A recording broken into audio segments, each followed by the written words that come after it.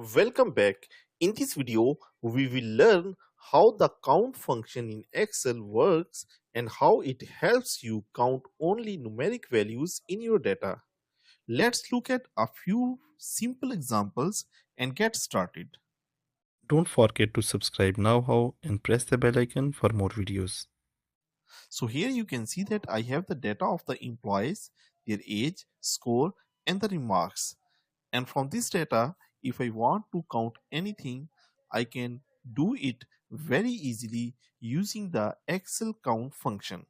So for example, if I want to count the number of entries in this age column, then here in this cell, I will write equal count, and the syntax, you can see that we need to enter the values that we want to count. So for example, if I select these entries, and you also note that in these entries we also have some empty cells as well.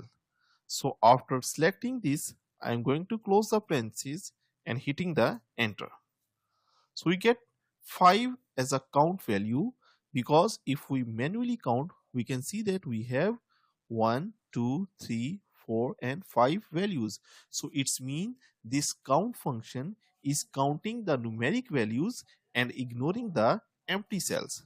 Similarly, if I go to the next column and here apply the same count function,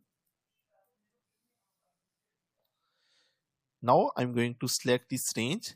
When I select this range, I just want to see that whether the count function will ignore the text value in its range, or it just only ignore the empty cells.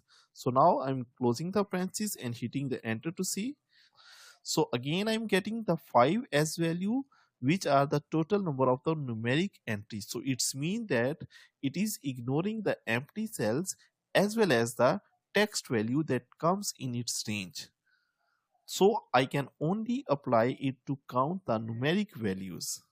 Now what if I have a mixed data and I want to calculate the number of entries, both numeric and the text? For that purpose, I need to apply the count a function instead of the count function. For example, if I write equal count a and then select this range, close the parentheses and hit enter, this time I'm getting the 6 answer, which means that it is also counting the text cell as well.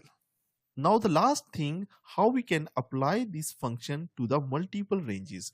For this purpose, I will write equal count and first select the first range. After this I will put comma, and after that I can select the second range, close the parentheses and hit enter. So in this way I can apply this function to multiple ranges as well. That's it for this tutorial.